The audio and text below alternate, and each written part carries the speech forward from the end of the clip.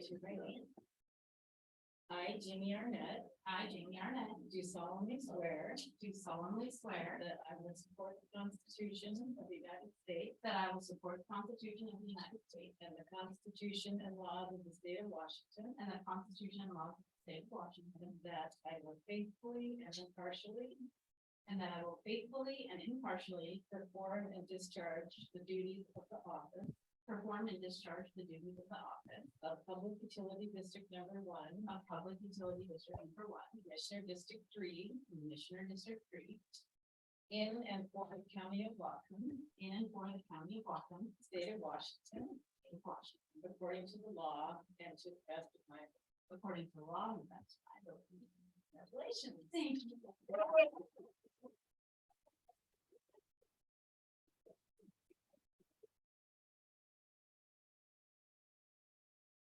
Congratulations. That's what we say, play ball. Play ball. Yeah. Okay.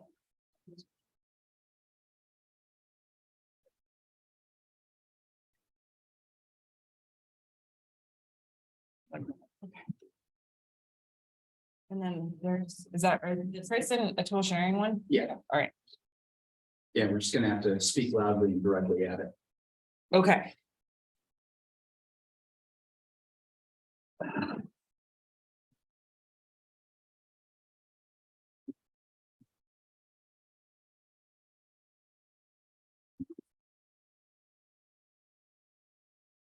Hello. Hi, good morning. Good morning. Mike, can you hear this one? Mike, To remember to sign Yes, these I hear later. it loud and clear. Okay, it is 8:01 and I would like to call the January 10th, 2023 Whatcom PUD regular commission meeting to order. The first item on our agenda is the Pledge of Allegiance. Please join me. I pledge allegiance to the flag of the United States of America and to the republic for which it stands, one nation, under God, indivisible, with liberty and justice for all. Thank you. The next item in our agenda is the approval of the agenda. And I know that we already have two changes that Chris and I talked about since this came out. So the first one is that we move the operations report to the first item after our first public comment. The second item, and that we do a welcome Commissioner Arnett item right under public comment also, just so our new commissioner doesn't have to wait until her commissioner report to just say a few words. Are there any other additions, fellow commissioners, to the agenda? No, I'll go ahead and move that we. I want clarity, if I could, just on the potential litigation, there'll be water rights adjudication and some general litigation. Okay. Okay, thank you. Thank you. So I'd like to make a motion to approve the agenda as clarified by you and John Sitkin. Okay, A second. there's a motion and a second. All those in favor, please say aye. Aye. Aye, the motion carries. Next item under the agenda is the consent agenda, approval of minutes from our regular meeting on December 31st. The approval of minutes from our December 20th meeting and the approval of claims for January 10th. I'll make a motion to approve the consent agenda if there's no comments. A second. There's a motion and a second. All those in favor, please say aye. Aye. Aye. The motion carries. And the next item on our agenda is our first public comment.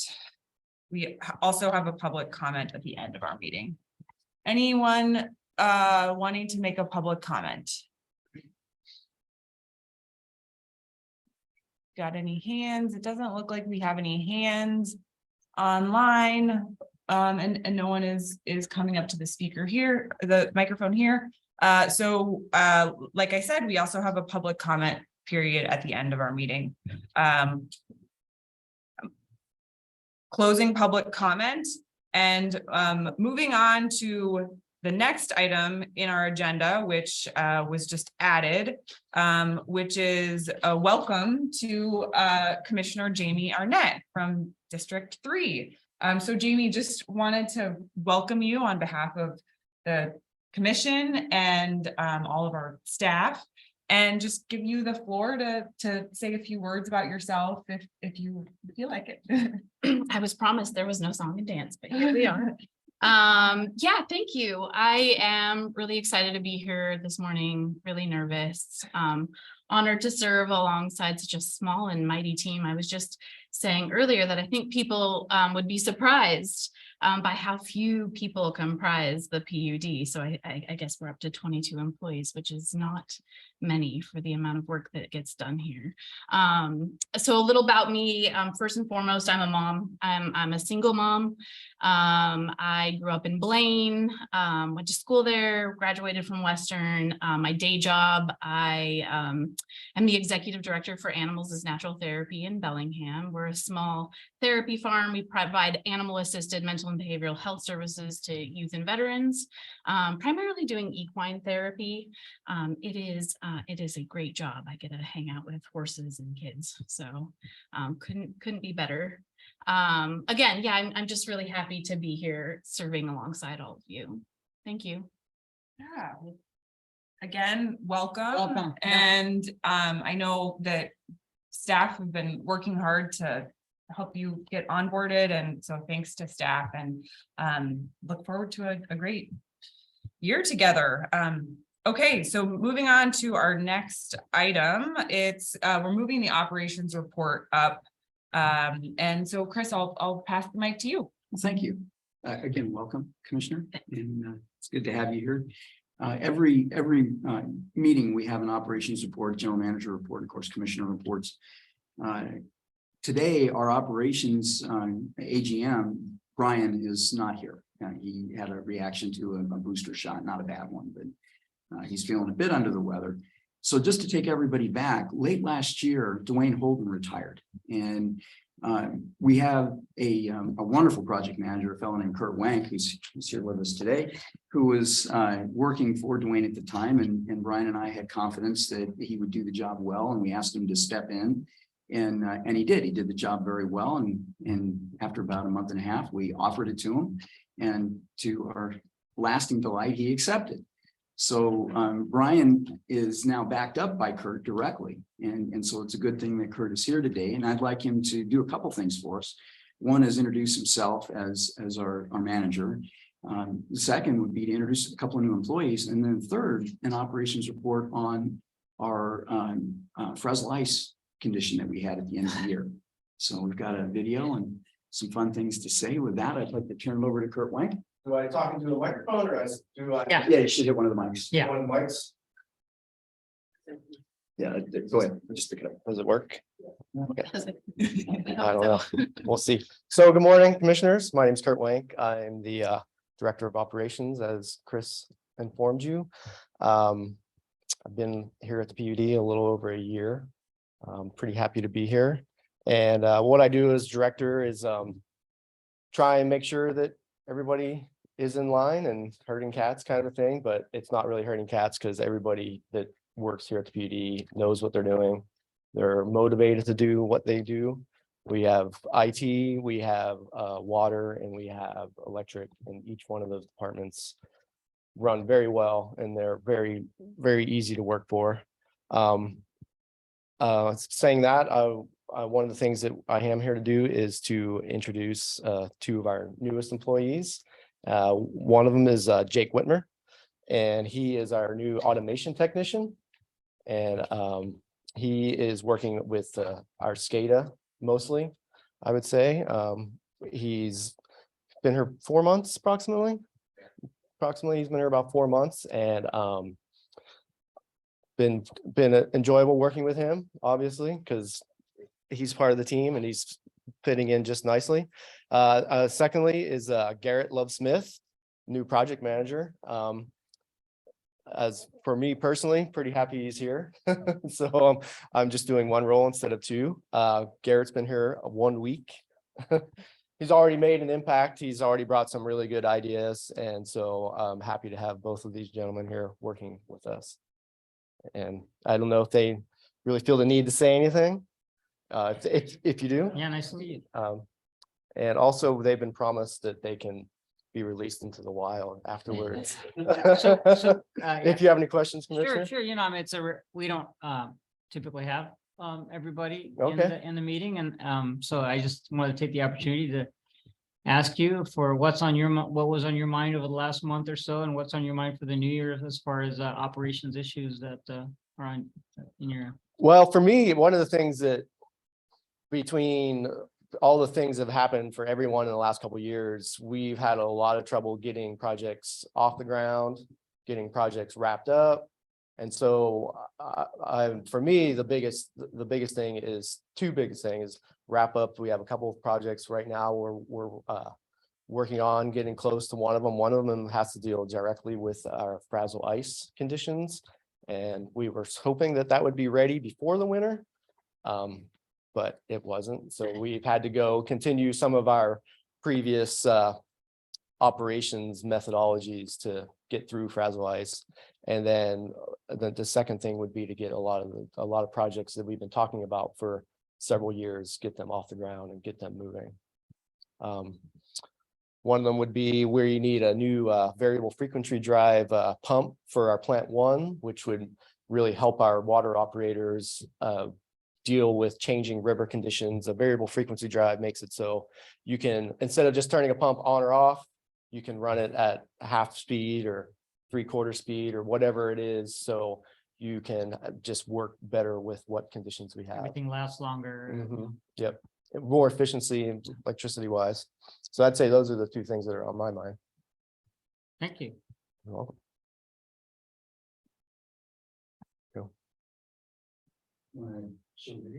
Yes, I think, yeah, I do want to show the video.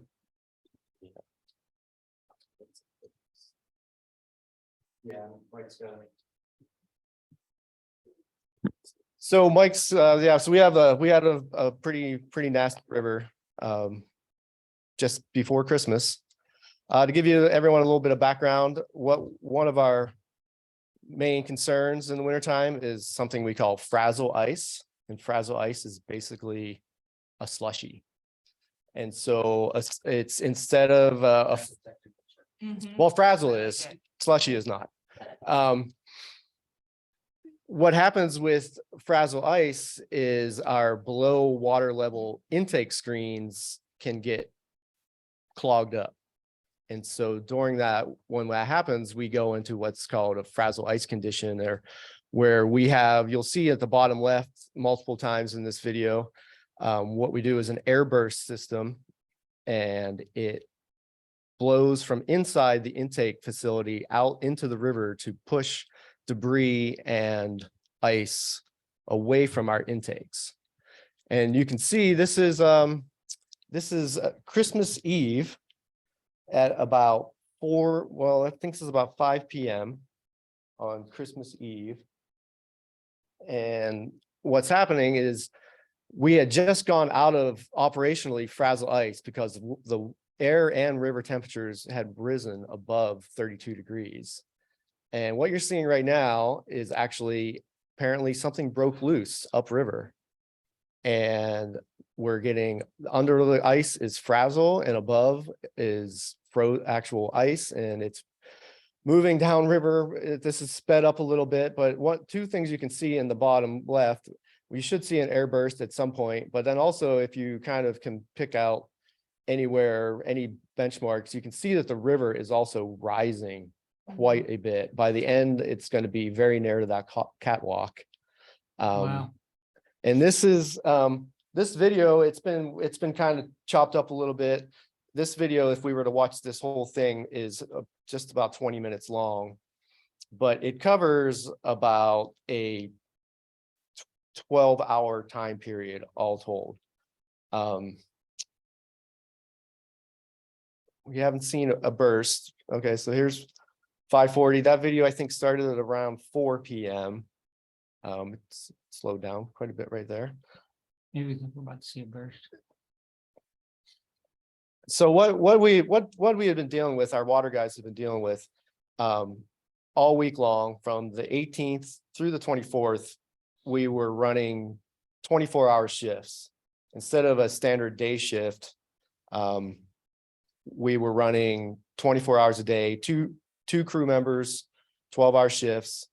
And during that time frame, the crews are making regular runs for diesel, because we have to get auxiliary compressors, because we have a compressor airburst system that we will run, depending on the conditions, as few as twice or 4 times a day. During these types of conditions, we're running approximately every 75 seconds. So even though we do have an existing compressor system, we don't have enough of ability to run it that often. So this whole week long, we have crews maintaining 24-hour shifts, regularly maintaining auxiliary equipment. And one of the major, here comes the burst right here. Yeah, okay.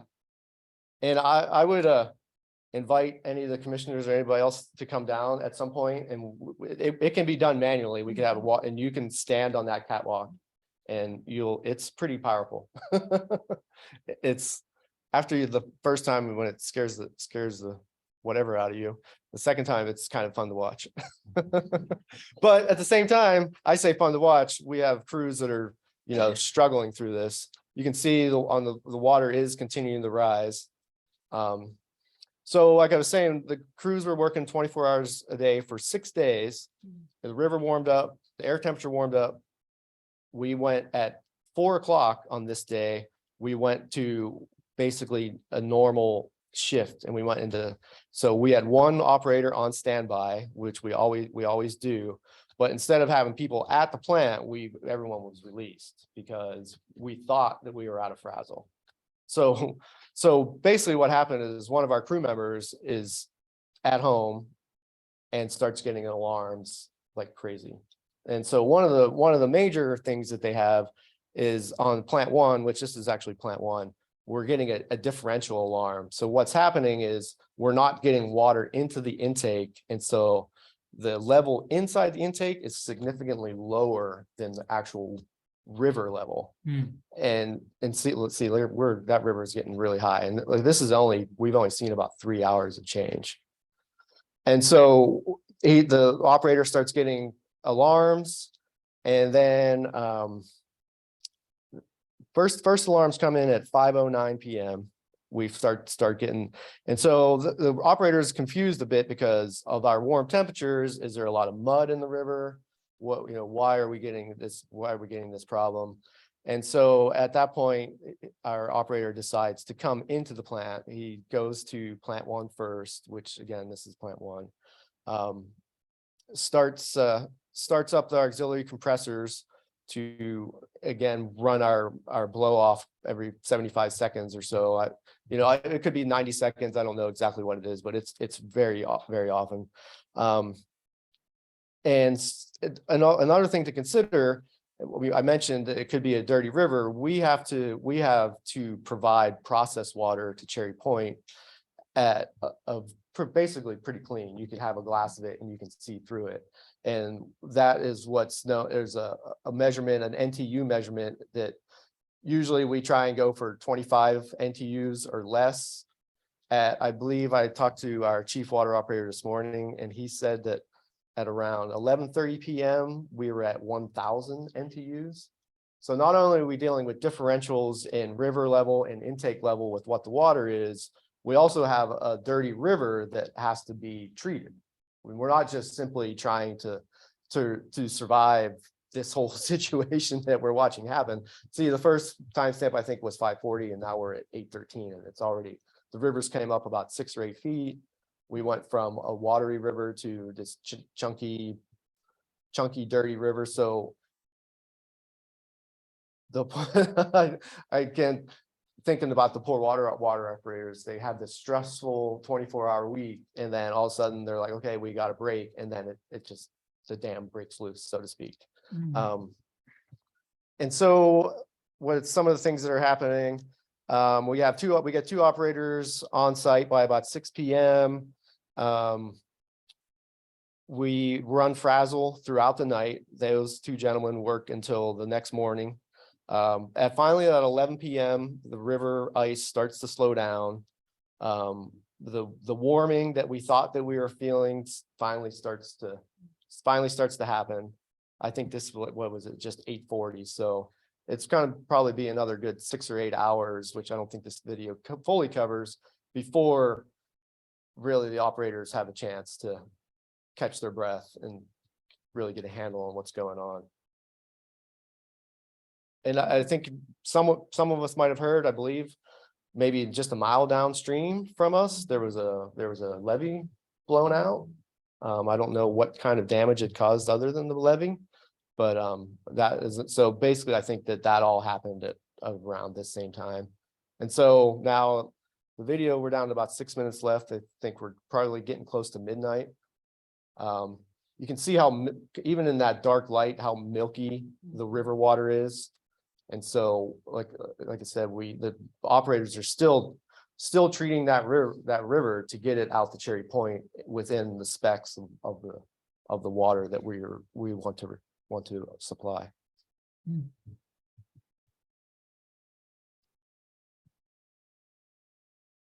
think that, I mean, that's a lot of my notes.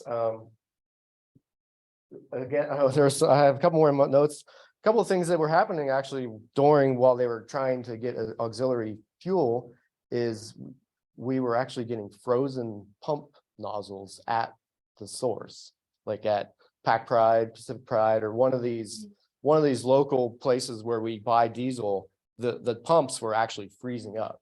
So you have an operator in the middle of the night trying to get additional diesel, and they can't even buy it. They have to go find some other gas station in the middle of the night. So they had a lot of issues going on at this time.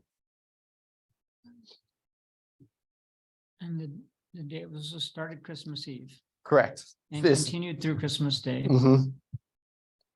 So a much appreciation to them.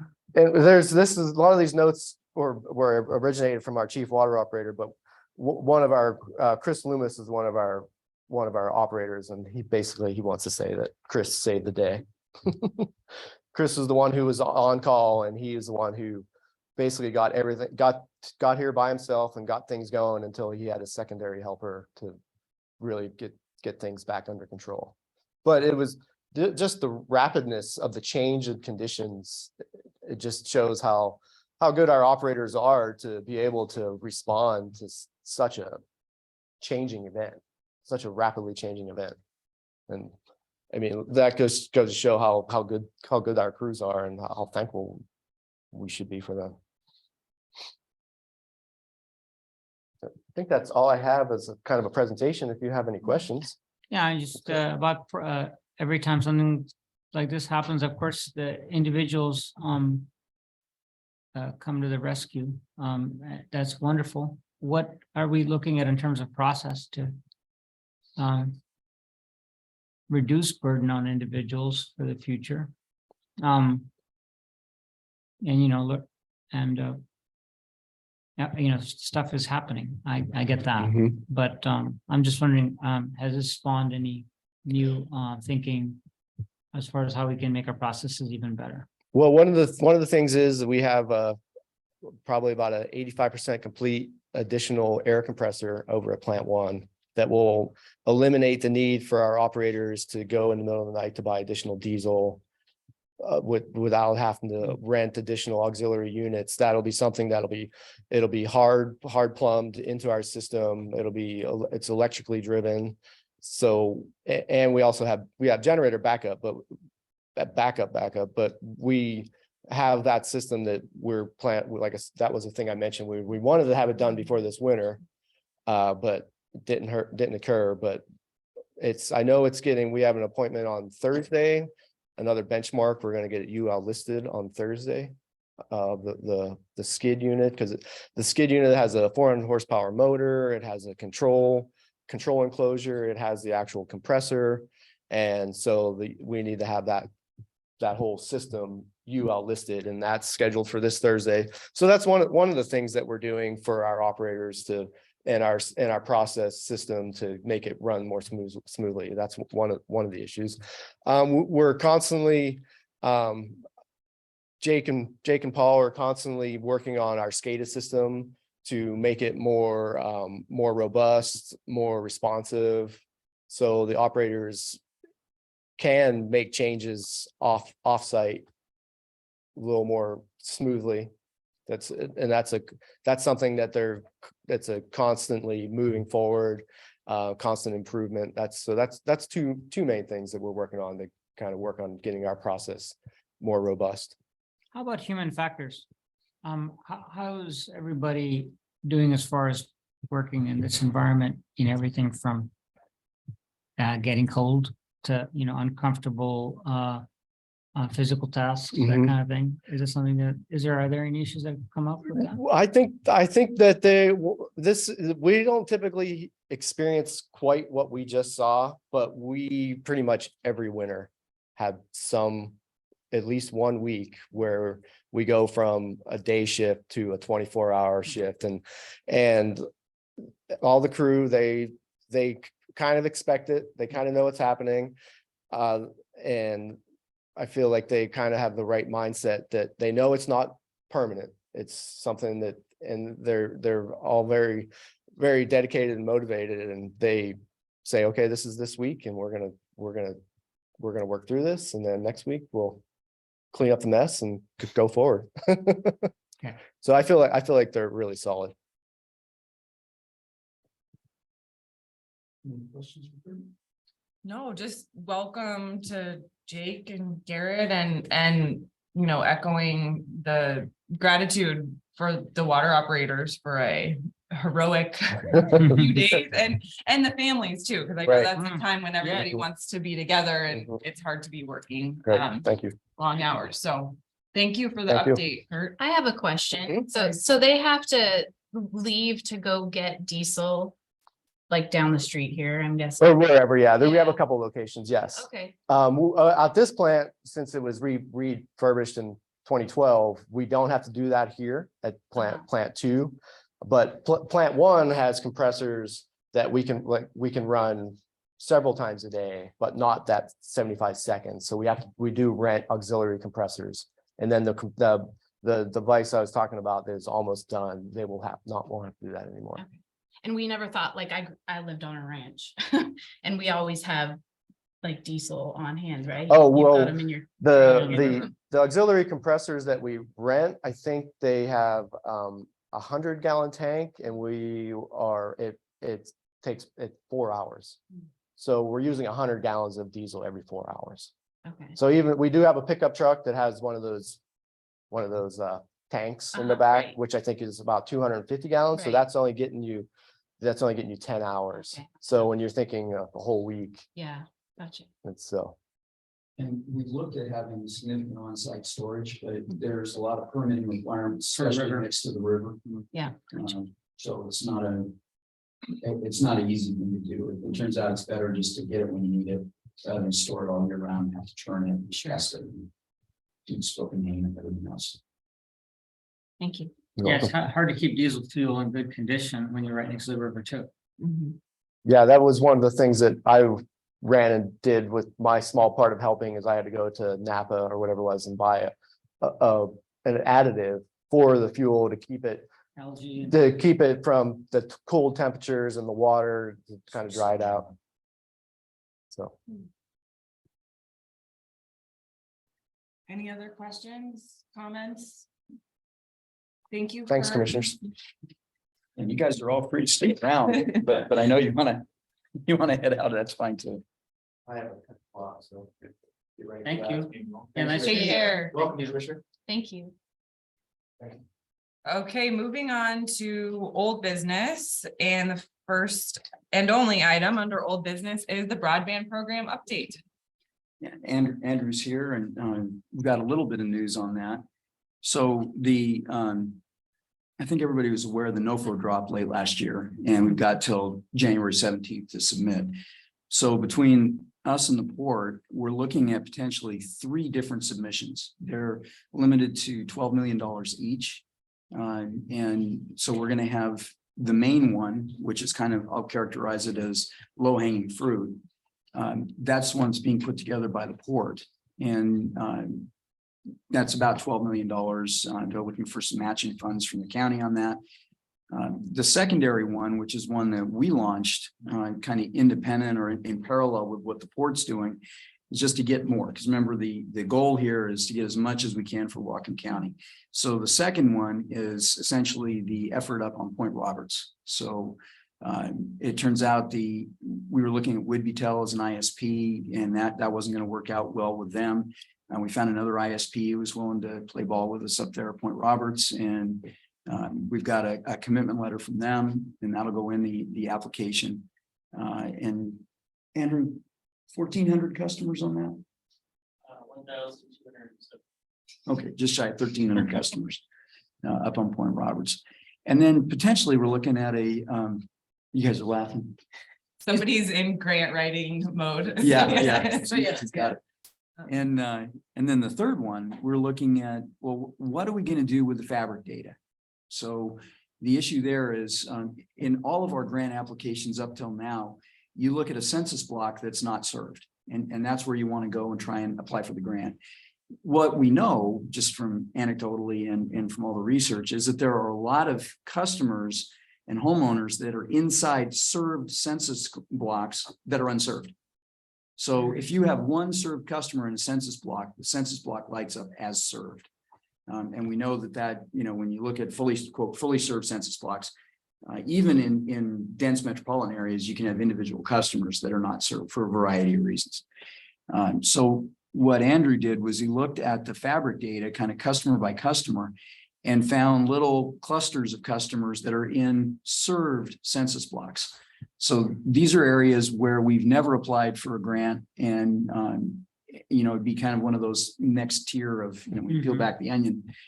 So he's working with, I'm not going to name the ISP because I guess it's not quite nailed down yet, but we think we've got an ISP that's willing to help on that and play ball. And so we'll have a third grant. We're not sure how big And that it's is. delicate, right? I mean, because they're dabbling in each other's territory and they try to protect, the ISPs try not to go to war with each other.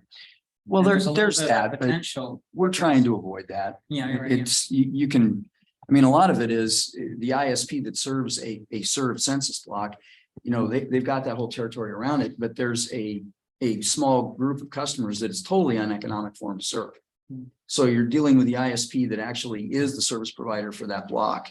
But these customers inside the block have been uneconomic for them to ever serve. So we're trying to get at that. So, and did I cover everything? And we're going to go to the county council this afternoon and make the pitch for the grant matching funds. For all three? So the third one, the small one, we're trying to do that without county matching funds. We think we've got that one figured out, but only for the two. I have a question. Go for it. So about Point Roberts, are you unsure about the ISP or can you talk about that? Who's the ISP? The ISP is Pointman. Is that the outfit the executive was talking about? Or Yep. no? Okay. And they're willing to do it as a wired project rather than a wireless. So that's all been ironed out. Yep. We've had several meetings with them in the last 2 weeks. That's what Andrew's Excellent. largely been doing. Excellent, excellent. So no funky loan thing needs to happen from the county. Nope. Cool. And it will be open access. I'm So delighted. retail could also be an ISP out there. That's after correct. Okay. I'm really delighted to hear that you guys really make that up. We can just keep grinding on it. We'll get there. And how much match are we asking for from the county? for Point 10% on that one, on the Point Roberts one. It's like a $3 million. project? 3.5. Okay. Yeah, we're looking for 350,000. Okay. That's good news. And I just also wanted to say that I'm really delighted that you're starting to work on what I would call carve outs. And I've done, the language you use exactly, the next level of trying to penetrate into the space. So- Well, and whether or not we're successful at this round of No, you gotta grants, try. yeah, we're going to try. But what I'm getting at is we believe there'll be another round of WISBO grants looking like this. Then there'll be curb grants, there'll be bead grants, there'll be, So we're learning how to go after all of this for the benefit of Whatcom County. So I'd like to spawn a little commission conversation about this because, the PUD meetings are this week. I'm planning to go. I know we've also got an event that we're doing here, right, Thursday? No. Oh, no, no, that'll come up we're not doing an event this Thursday. Okay, that's good. I'm glad I was worried about that. But anyway, one of the things that it might be helpful is for me to be able to talk to for us. I don't know, are you going or? I'm doing them virtually. Okay, Yeah. Jamie? I'll be. Oh, great. Are you going for the education part too? Cool. I won't be getting there till Wednesday night. But anyway, in the telecom meeting on Thursday, it might be beneficial to have some brief description of what we're doing as it relates to that. Within the census block, unserved customers. And if you feel it, or if it's premature, that's fine too, but it's something that I think that other PUDs would benefit from hearing about. I think that let's see how it goes with the state before we talk to the PUDs about it. Because this might be, we think it's the greatest thing in the world, and the state may just look at it and say, not now, probably not even next round, or they may say, yeah, this is good, So I just don't know how it's going to work. But on the other side, if there's other PUDs who like the idea, they might be able to have influence on the state and how they look at these proposals. Well, again, the cutoff is 17. So there's no time. There's no time for a utility for a PUD to start now If they, and get it done. So I think it'd be, we'd be better served to let it go through the process. They've said they're going to go ahead and rule on these in March. They've not been great about keeping their deadlines, but hopefully they will this time. And then we'll be able to turn around for later WISBO grants for, like I said, CRED grants, for BEAD grants, for everything else. so maybe the more beneficial thing at this time would be to speak with other commissioners about what they're exploring as far as working within a census bill. And I think the issue is going to be, Commissioner, whether or not they are engaged in the fabric data at all. If they are, if they've got people involved in it, they're going to understand it and they'll be doing the same things we are. Yeah. And It's common sense to do that. And if they don't, they've got probably a year or more to really get up to speed before they can make use of it anyway. So again, Or we might also be in a unique situation as a PUD that has much higher population density than a lot of other PUDs. I don't know, Andrew, you might be able to speak to this more, but I mean, I feel like some of the other PUDs might have more low-hanging fruit to go after in terms of areas that are already showing up as unserved or underserved. Right. Correct me if I'm wrong though, Andrew. Okay. yeah, there are counties out there that have, Huge. swaths of land Right. with thousands of customers that are unserved. Benton and I mean, they're right. flat unserved, and we're making the argument that, well, we've got a fairly suburban area here. It's by and large, when you think about it, we've got 90,000 households. Probably 80,000 of them are served at one way or another with the internet. So we're looking at very high coverage rates compared to many of these rural counties. So we may not be successful even with the regular grant application. They may look at it and say, gosh, that's nice, Whatcom, but there's all these other higher needs throughout the state. And I got to say, if that's what they say, I have to agree. If that's what they want to do.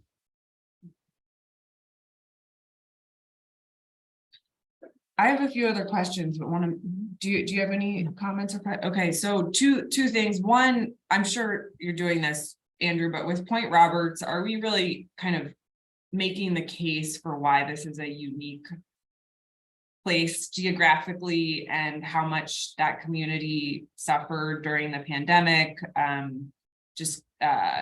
mean, I think it truly is a very unique part of Washington state that is often underserved in a number of different ways. Are we kind of telling that whole story in terms of our grant application on that?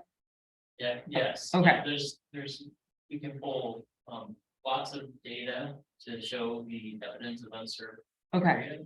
For our community, there's also been a lot of outreach. Our community private partner, we will be on the application with us. has done an extensive outreach in the Point Roberts community, and so on and so forth. So Lives in the Point Roberts community. Okay, I'm really confident that this would be, side of all the others, it will still be a really good project to put in. okay, And if it doesn't get funded this time, there'll be enough dollars coming down that it eventually will. okay.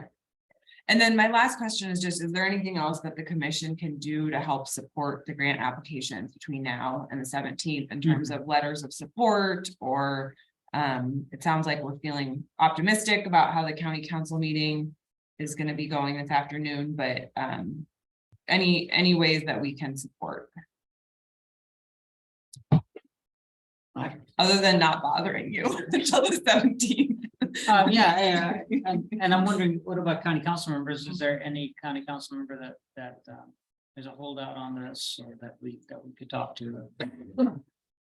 So I think You can you follow talked up to offline. Kaylee and I've talked to Kaylee and I know Rob and Mike Shepherd have talked to different council members and I think, you know, there's as much prepping the ground as you can do. I think we've done. Okay.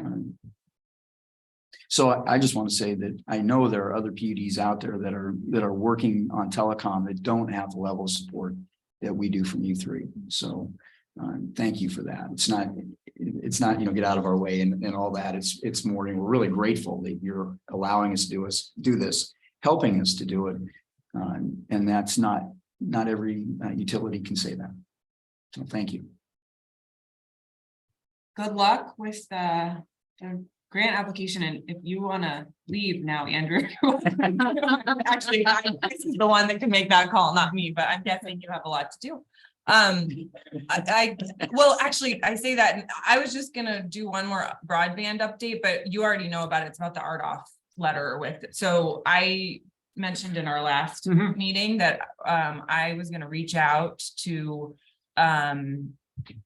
Cantwell's office, Patty Murray's office, and Rick Larson's office about the challenges we're seeing in the rural development opportunity fund zones, and that Zipley is the only provider that's kind of successfully moved through the auction in Whatcom County. And we're just seeing really low, kind of quick, not quick, slow turnaround. And we're concerned because there's just many years until we'd see any enforcement from the FCC, and then really low fines if they don't go build to the places they said they would. And we're also concerned because the auction showed that the cost per home is way below what we believe it's actually going to cost to get there. So I drafted a letter, Andrew edited it and made it way better. And then we sent it off, and we got a reply within 3 hours from Maria Cantwell's office, who is the chair of the Commerce Committee, which oversees the FCC.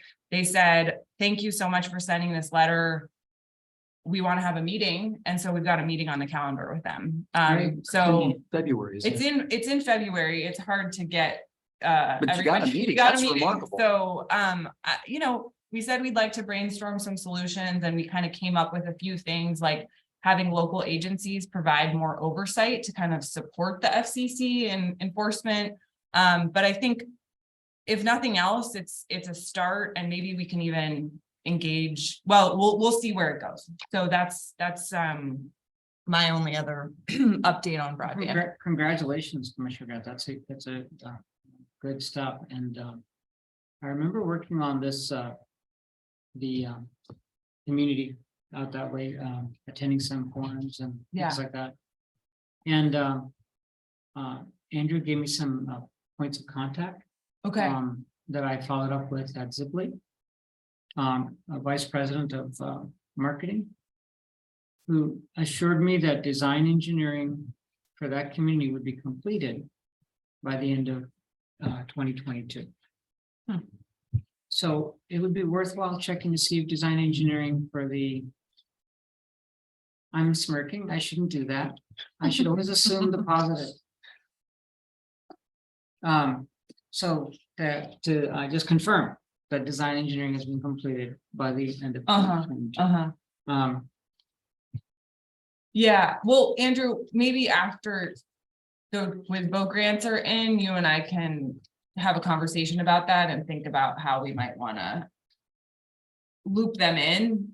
And, you know, I think, And the Van Zandt community is very passionate. It has had several conversations with, I think, both of us. Jeff, yeah. One and others have had conversations with us about that they want to see something happen. Well, and to me, there's a lot of District 1 that's in that RDOF area, so that's part of why I felt like, you know, Yeah, let's really try to make sure this is gonna happen. So, good suggestion I think obviously engaging Ziply is an important part of all this at some point. I haven't thought through when to do that, but maybe Chris and Andrew and I can think about that, after the grant applications are in. Right, and then by the way, and just to make sure that I also convey the other thing that the Ziply representative said to me. And I want to make sure that I communicate to you. Yeah. Because I communicated to Andrew. Is that they would entertain increasing the priority. And this rate at which they would deploy. Fiber to the home, which is what it's asking for. If we were able to construct some kind of a mutually beneficial partnership for that community. They see the benefit of, you know, co-investing. In creating, and that's common sense, but they were very open to that. And actually they tried, and Andrew would know the details of what the pitfalls were to be the ISP provider with the port on one of their segments. And so, you know, I know some of that, but I think Andrew, you understand, Chris, Andrew will be able to tell you about that. So just wanted to share that. Okay. All right, thanks for that background. Any other broadband updates? Okay. Go Andrew. Go Andrew. He wants to leave. Moving on to our new business. First item under new business is approve work order number 1 with Pacific Surveying and Engineering for Grandview LUD Service Vault. Engineering and water main extension. So I will let you guys know I am covering this for Brian. So, you know, my knowledge of this is at a rather high level. We contract out all of the engineering for work we need to do at Grandview, and there's a bunch of it that we've got planned for this year. There's some new customer connection, and then obviously we're going to have continual refurbishment of that old system. This merely covers the first segment of that engineering work. That's literally what this memo is for. And then attached to it is the work order, which is the next item of business. No, pardon me. This is the memo was already done, and then the work order. So that's what we're looking at for this first item. Are there any questions? Well, then I'll go ahead and make a motion to approve the work order number 1 for Pacific Survey and Engineering through the Grandview LUD service. I second. There's a motion and a second. Any further discussion? All those in favor, please say aye. Aye. Aye, the motion carries. Next item under new business is approve amendment number 1 to work order number 2 with Murray Smith. So this is continuation of the work that we've begun at Water Plant 1. So Commissioner Arnett, our old Water Plant 1 is the original water plant for the utility and dates back into the 1960s. It's worn out, obsolete, inefficient, and what we're trying to do is put together a replacement program to rebuild it over time. And this is the work that we have this year, which is some of the preliminary engineering, get preliminary site designs, things like that put together. And also the utility, I think, is covered in this. It's not here, but I believe the utility is covered in this. So that's what we're looking for, is authorization to proceed and begin doing the preliminary engineering for Plant 1. Well, we've discussed this extensively, but it might be because it's such a big capital project.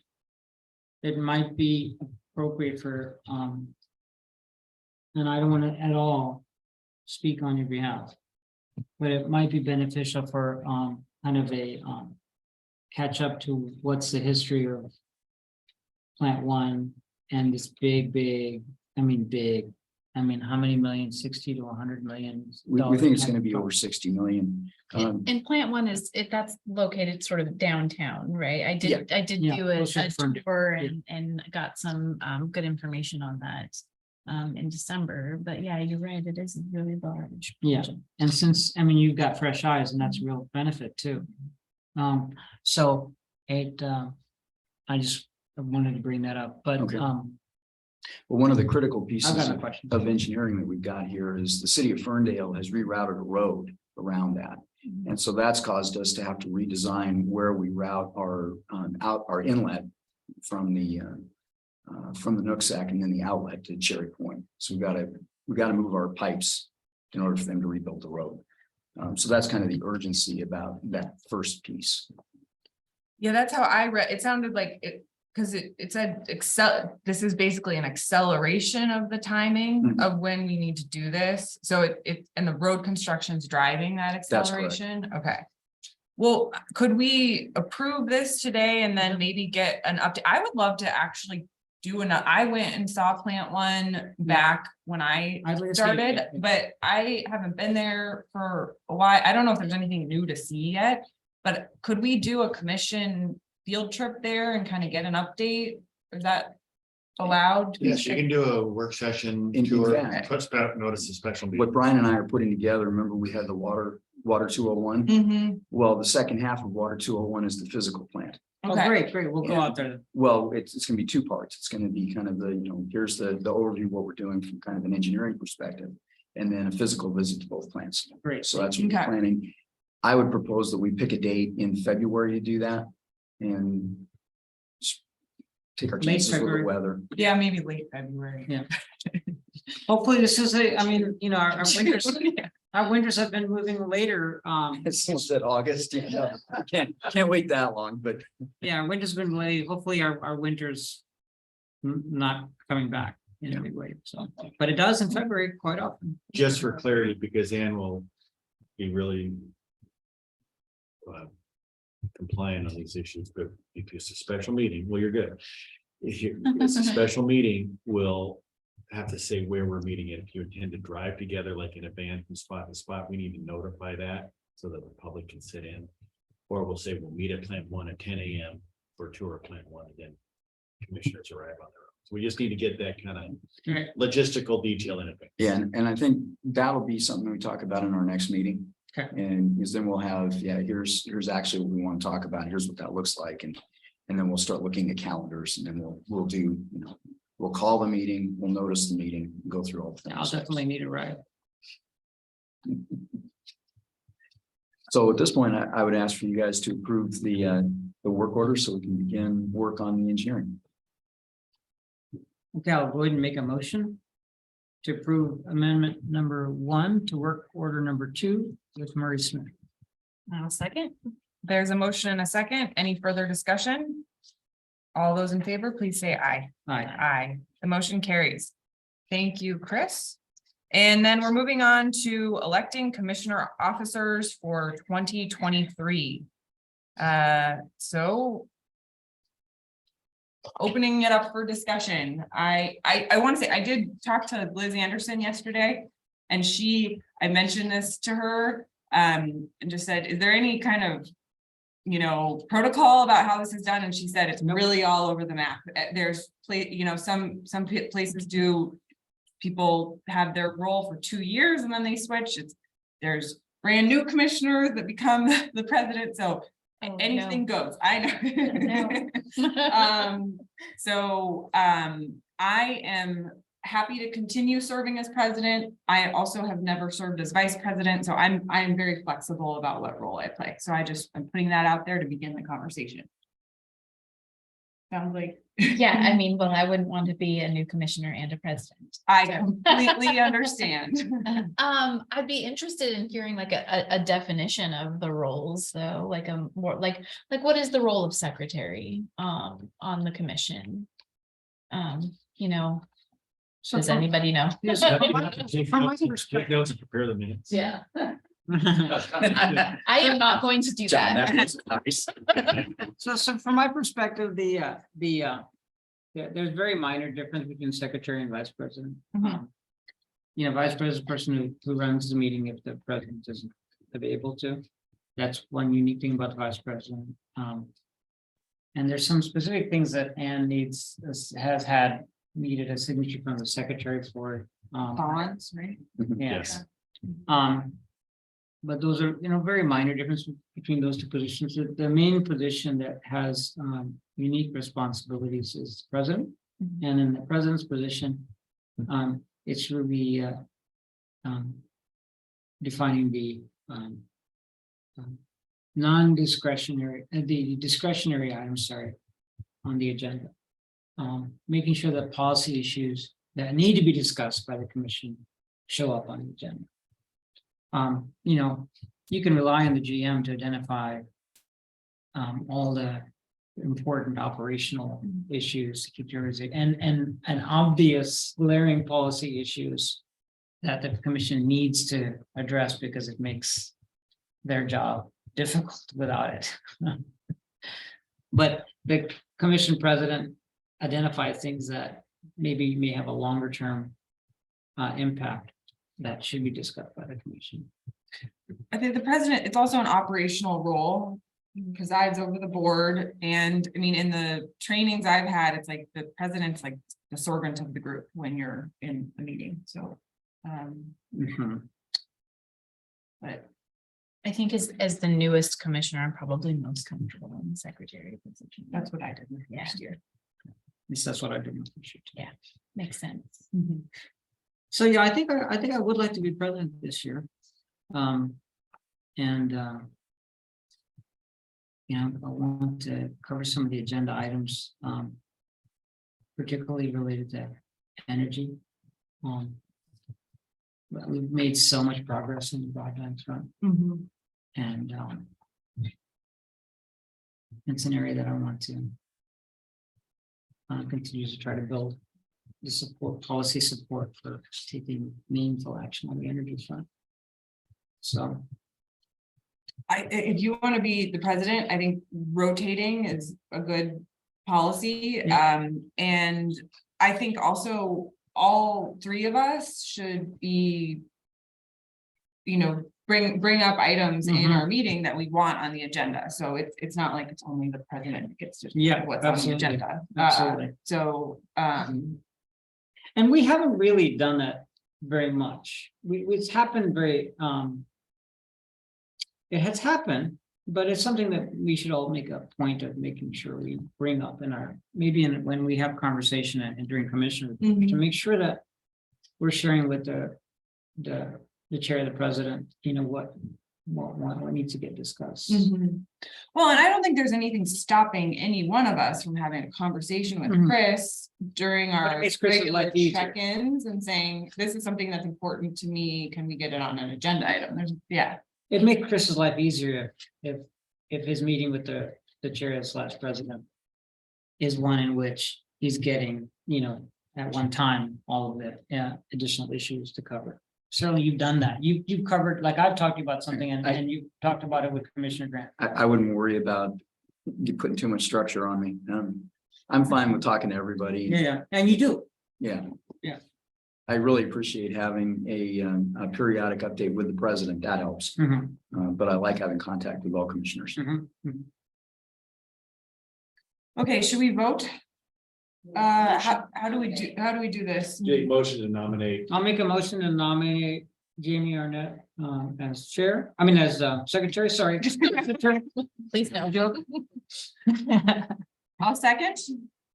There's a motion and a second. All those in favor, please say aye. Aye. Congratulations, you're the secretary. Should we move on to vice president? Yeah. Okay. I move that we nominate, Christine Grant as vice president of the commission. You can do it all in one motion. I'll second. Okay, and then I'll make a motion for, should we Is just Jamie's finish? motion to do Okay. Christine as okay. vice president and Atul as And president? Atul Deshmani as president. Okay. I'll second. There's a motion and a second. All those in favor, please say aye. Aye. Aye. Okay, I'll finish the meeting though as chair. Yeah. Okay. Absolutely. Okay, moving on to select committee, commission representatives / staff alternates for 2023. And is there any way we can get all of these up on the screen? Like, can we just open a web browser and pull up the agenda from the, okay. So, while Anne's getting that up, there's a number of different committees that we all are gonna be representatives for. And I was thinking about this is always a little bit of a awkward process. And there's a lot to go through. So I was thinking if the two of you are okay with this, and John, if I'm not, let me know if I'm violating anything, but kind of like a quick way of getting consensus for things is just like, you know, telecom committee, thumbs up, like medium, I could do it or not do it, or like thumbs down. I'm guessing that you're gonna give terms a thumbs down. But that way, if, you know, all three of us do a thumbs up for something, then we can kind of do some back and forth and figure it out. But if both of us, if two people are lukewarm and one person's excited about it, then we can just move on faster. Does that seem like a quick, easy way to do it? Okay. Can you guys zoom in just a little bit for those of us who? What I would do when we get this list, then we'll do one comprehensive motion. Then one comprehensive motion. Okay. Can you zoom in just a little bit more? Because my vision is getting worse. Yeah, I'm in the same boat. You're not alone. Okay. So we'll start with WAPUDA, which I can see. So we've got the board of directors role. So those and just we'll try to give a little bit of background for you, Jamie, too. So the board of directors typically they meet on the Friday after Friday morning morning meetings, and they talk about the, you know, the governance of the PUD association. I've never served on it before, and I would say that I'm like medium about it. I would welcome the opportunity to not be on the board of directors. Oh, okay. Maybe I'll just take board of directors. Okay, I'm good with great. that. Yeah, Great. And it's a good recap of everything that happened during the week sure. at WAPUDA. They cover everything in the board of directors meeting. So if you want to be the author.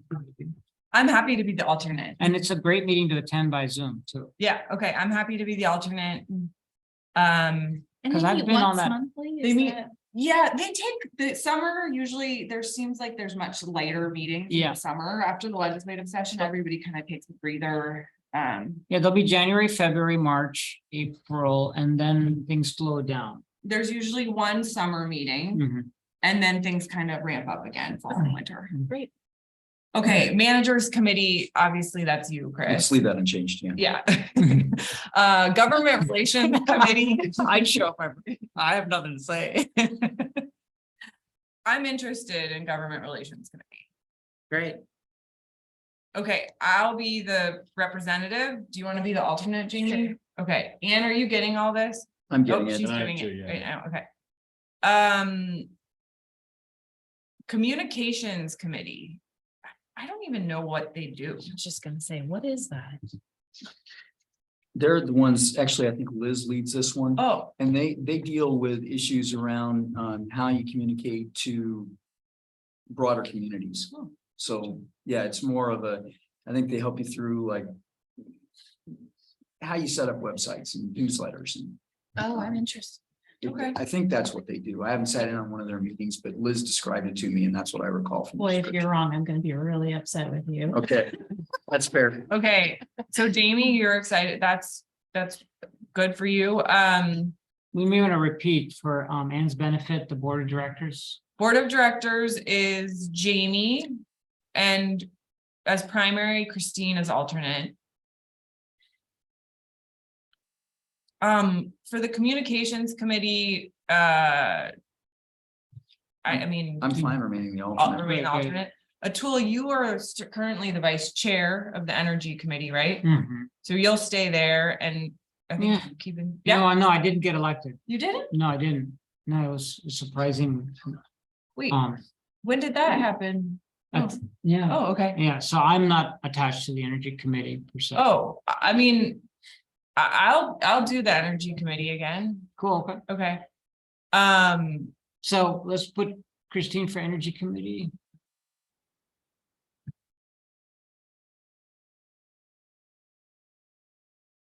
I mean, the only other thing that I wanted to just, I'm also interested in Energy Northwest, because I've never done that before. If Okay. I do Energy Northwest, are you gonna want, would you, I know since both of us have, are you? I don't want to do Energy Committee and Energy Northwest if you're feeling like you want one Energy Committee. Yeah, maybe I should stick with it. You want to stick with Yeah, Energy Committee? sure. Okay.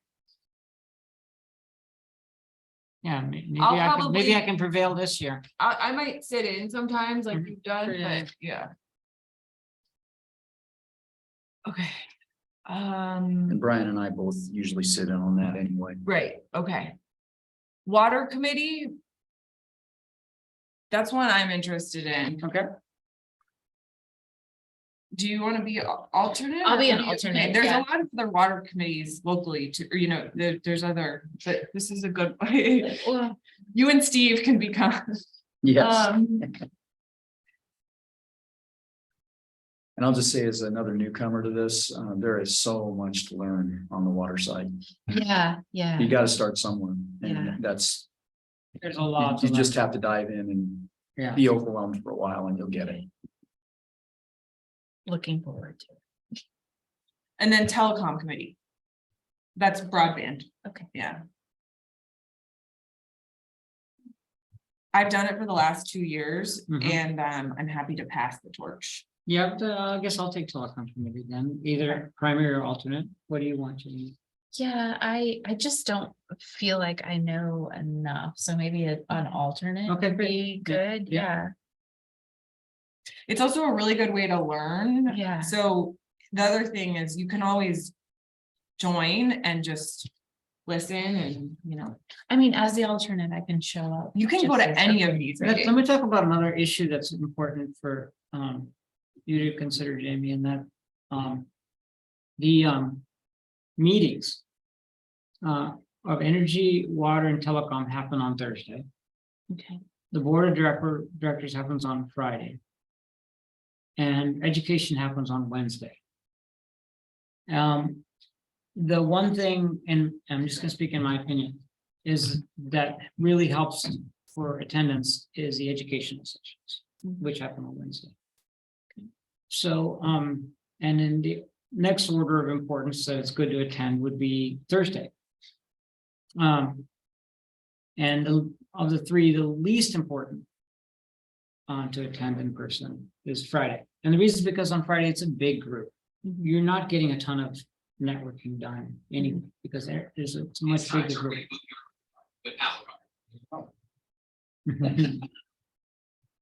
And so I just think that in the, you know, how you figure out your time schedule and what you attend and not attend, I Right. just want to bring that up too. okay, thank you.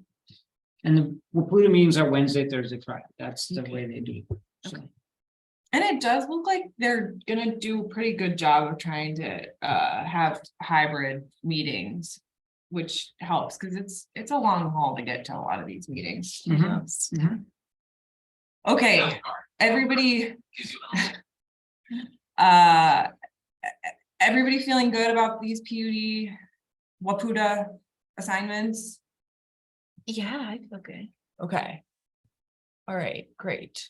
So, I can hardly read them. I have know. my glasses. can we zoom in just a bit more? For the blind people in the. back. Okay, so the next item is the Whatcom County Economic Development Investment Board, the EDI board. Yeah, I was really surprised that there was only one meeting Was there? Oh, what this I, last year. huh? The year Am I I right, did, there Steve? was one. Did I just not get invited to meetings or something? Because I sent emails to them saying, hey, did I not get invited to a meeting or what's going on here? I think there was only one. Yeah, There was past- all year, there In was the one past, meeting. they've always, I shouldn't say all of it, the last couple of years, they only met when there were projects proponents asking for. Mhm. And they didn't have any. we had one meeting, we talked about Ferndale and Linden's pitches for road related infrastructure. Greg, the mayor of Ferndale, invited me to come to his office and have a meet. We had a nice long meeting. We talked about a lot of things and I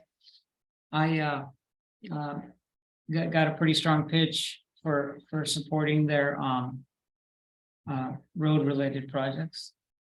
And as an aside, as a kind of humorous thing, I said, well, are you gonna fix Axton Road so I can ride on the shoulder the whole way into the PUD?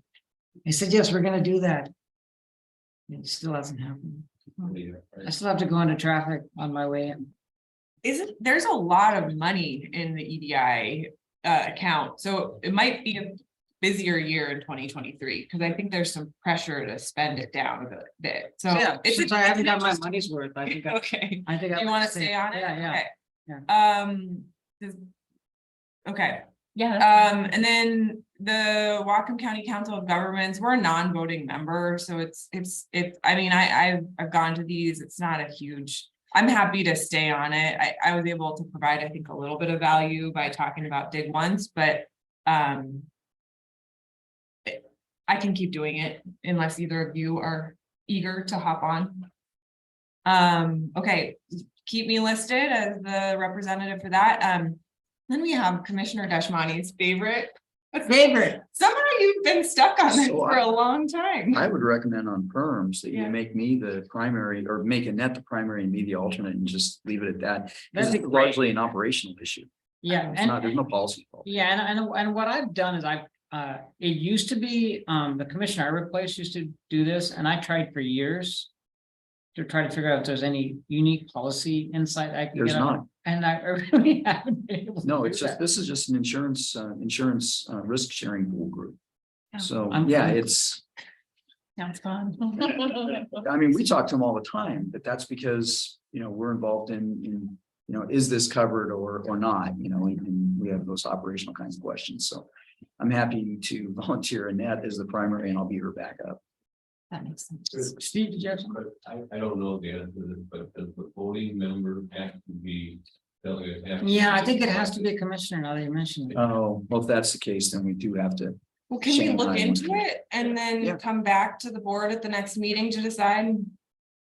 Is that, I'll just tell you guys Okay. that it is all commissioners. okay, And one of the things that I've quietly asked for is it could be, because the neighborhood where perms occurs is just, it's a delightful neighborhood. It's a delightful neighborhood, not to say anything about it, but it's quite a, it's as, far south in Seattle as you can go. And you need to make sure you lock your car and maybe have other preventative measures. But anyway, But it's a delightful neighborhood. Sounds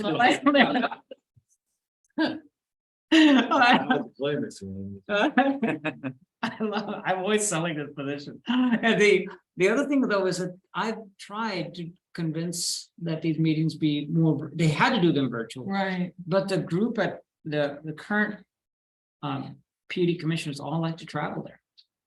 And they really don't, you really don't get the benefit of the meeting or get the participation in the meeting without actually traveling there. And to do one meeting every quarter that lasts 2 hours to drive all the way down to almost Tacoma is, it's it's a lot of fun. It's ridiculous. It's also really hard as a single mom just to drive down to. So I will continue to take one for the team in this regard. And we'll do some quick research and yeah, find why out. don't we do some research? I mean, if you have made it clear that if you're ready to pass it on, I can, if we need a commissioner to do it, I can also do it. Yeah, but yeah. Commissioner Okay, Deshmani. great, So okay. should we just, can we do some well, maybe Annette can call and see if one of you can do it, and if I not. think we'll- Steve's checking on that right Oh, now. he's checking on it right now. Okay. All right, let's do, Let's keep going. yeah. Can you scroll down, Ann? Okay. Wyra 1, the Watershed Management Board Representative and Alternate. Steve is, well, Atul, can you talk a little bit about what you've been doing on the Watershed Management Board? That would make Yeah, sense. I do report out to the commission, but just as a summary, particularly for Jamie, is that the watershed management boards, number one, and Steve, help me, please. The watershed management board's main function is to manage what's called a 5-year work plan. Mhm.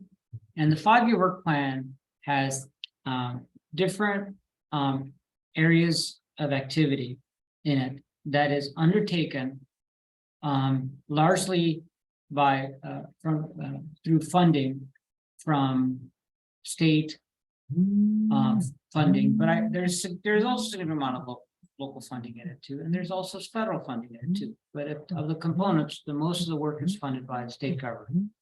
And that work that's funded is in areas having to do with salmon recovery. It has to do with sorry, this is has to do with salmon recovery. It has to do with watershed improvement. It has to do with, like, for example, the PUD has led several projects related to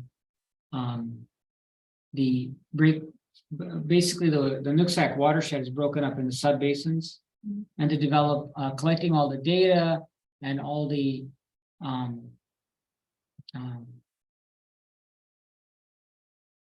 information that organizes efforts to maintain and improve the watershed. And the PUD has led the development of projects to quantify that. Steve, maybe you can help a little bit too. For some reason, Well, I mean, the overview of the Watershed Management Board is that it covers in-stream and out-of-stream uses. So there's the fish side and then all else. And typically the local government groups are the ones that provide the input on the out of stream uses of the water and the projects. And what this team does is they essentially vote on, yeah, that's a great project. We should do it, and it goes through. So that's typically the function of the board.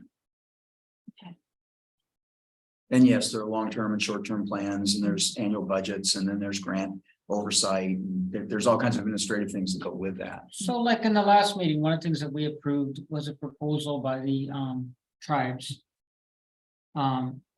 to ban tubing in the Nooksack River. On the South Fork. South Fork is the Nooksack River.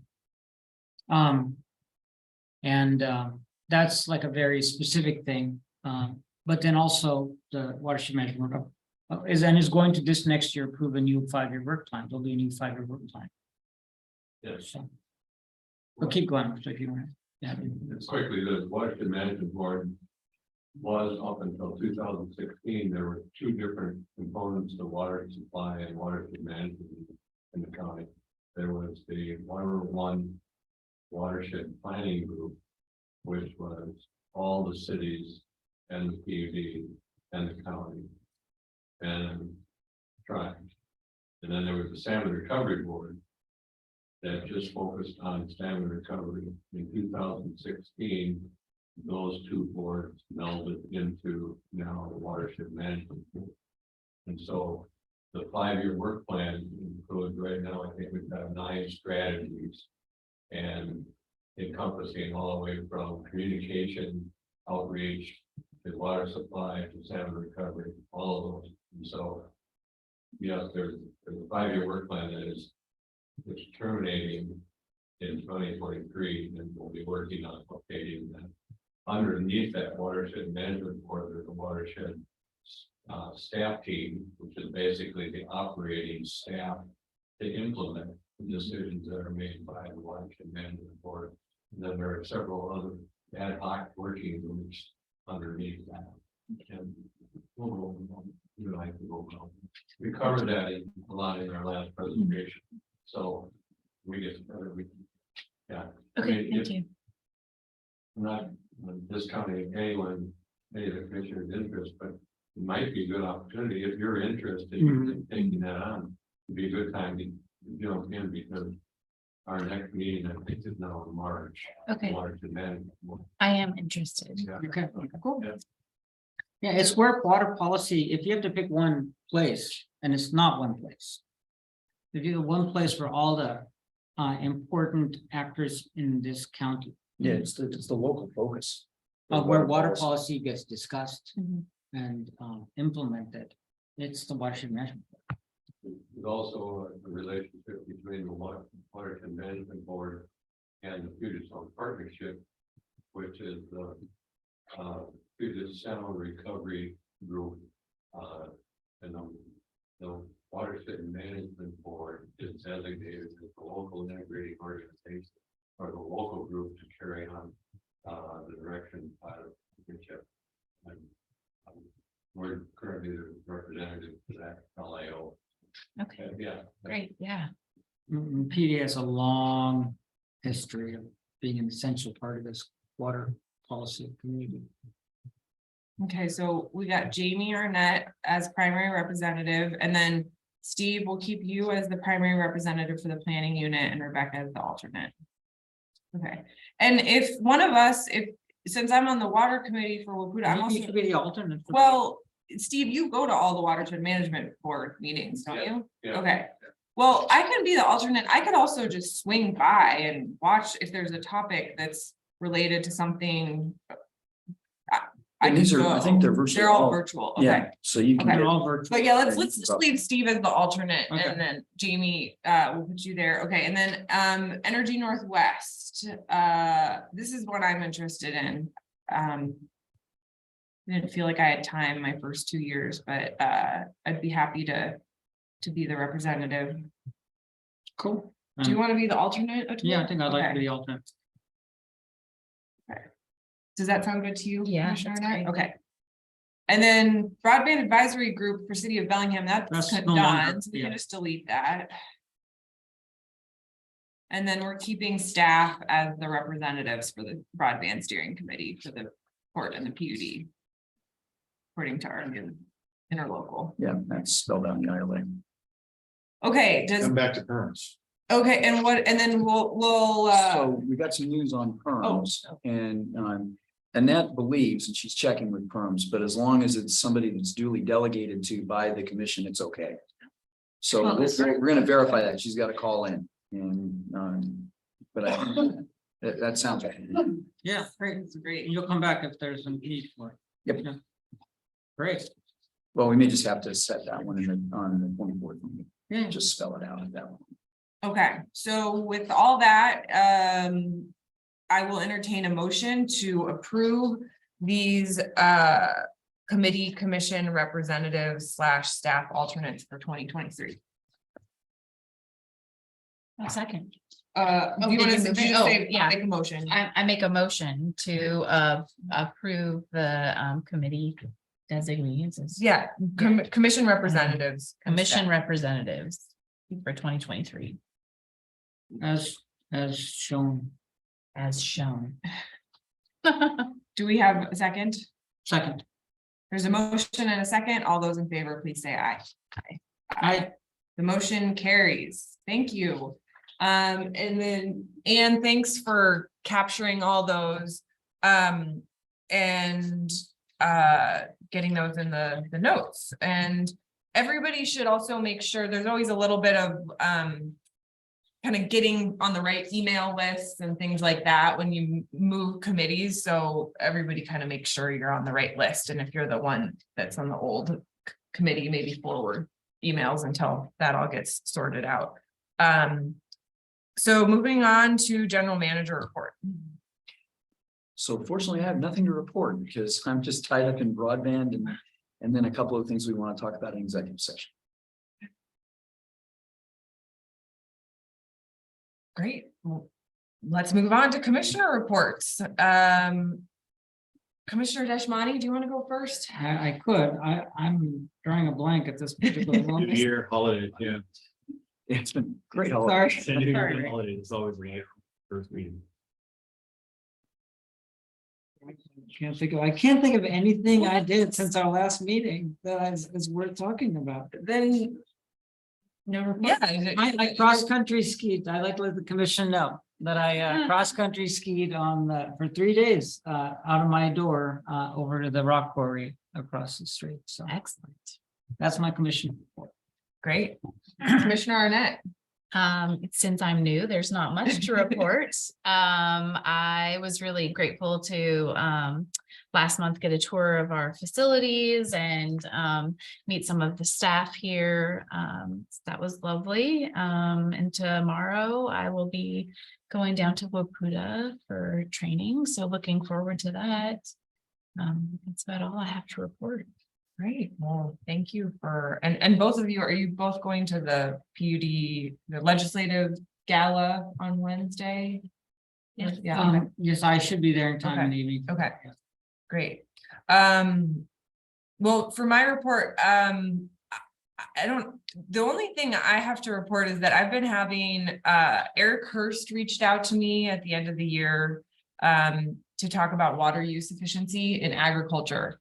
And we had an interesting conversation and I learned a bit more about water use efficiency. And I think as we've learned in our water presentations, there's some challenges to efficiency with Western water law, with relinquishment but you know, it makes a lot of sense I think we can all get behind the idea of using less water in theory. And there's some good technologies out there, like in Israel, where they have to do desalinization. There's like some incredible ways where they use a lot less water for in their agricultural sector. So I told them that I would think about ways to you know, how could the PUD be more involved in this? It was, you know, a question I asked myself after meeting with him. And when I covered for you for the water committee at some point in November, they were talking about the legislative session and funding for droughts and drought recovery. And it's, you know, it's interesting that we were able to provide funding for kind of recovering from droughts, but we're not really promoting water use efficiency in agriculture. So kind of started thinking, is there any way that we could at least start piloting some of these technologies a little bit more? I had a brief conversation with Representative Alex Rammel about it, and he was open to the idea of trying to see if he could help get some funding for a pilot of some sort. Very, very broad brush strokes in terms of what we talked about. But talk to Steve and Eric and I are going to talk. I just, you know, I think as we look forward to adjudication, a big part of what we're all seeing here is that the population is growing. We want to keep ag here in Whatcom County. How can we do more with less in terms of water? And is there a way that we can start piloting these things that are truly solutions, right? So that's just something that I've been kind of thinking about. I'm interested, you know, I think Steve and Eric and I will have a good conversation, and it's part of why I wanted to get on the PUD of Water Committee too. I also talked with Liz Anderson about it, and she said that their policy team would huddle to talk about whether there's anything that they can do on that issue in this legislative session. So that's really kind of the only thing that I've been working on as the year wrapped up. Oh, there was one other thing that we forgot, Chris, which was about moving the meeting time for commission meetings to 8:15. Thank you. Yeah. Can we circle back to that, or do we? Okay. Commission can go ahead. Okay. On the agenda. Okay. Can we? Let's just. Do you want to just? I'm done with my commissioner report. Can I just? Do we have to like make a motion or anything? Or, okay. So, Chris. So discussion came up to move the meeting time, start time just to 8:15. And really my feedback was you guys can meet anytime you want. So whatever works best for you. If a short delay of the start time is what you want, just let us know, and then we'll put that in the notice, and we're good to go. You passed the resolution last meeting, so this would be a motion to amend the resolution setting the meeting times for the year. Yes, right, yeah, it's true. So commission discussion about that 8:15 start time for commission meetings, still the second and fourth Tuesday of every month, just a 15-minute later start. Yeah, that works beautifully for me. I have to get my kid to school. Yep. So I will entertain a motion to amend. I'll make a motion to move the start times for to amend the meeting times for 2023 to be at 8:15 instead of 8 o'clock. I'll second that. There's a motion and a second. Any further discussion? All those in favor, please say aye. Aye. Aye. The motion carries. Thank you, Anne, for updating that. I guess we should need to do this probably on the website too, and then all that. Yeah, we'll look at all of it. Okay, and then Public comment. Any public comment?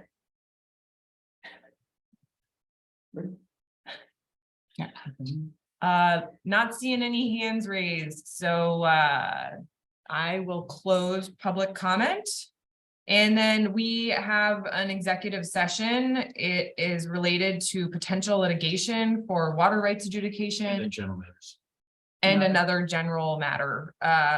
So I propose that we take a 5-minute break and we come back at 9:35 to begin our executive session. Thank you.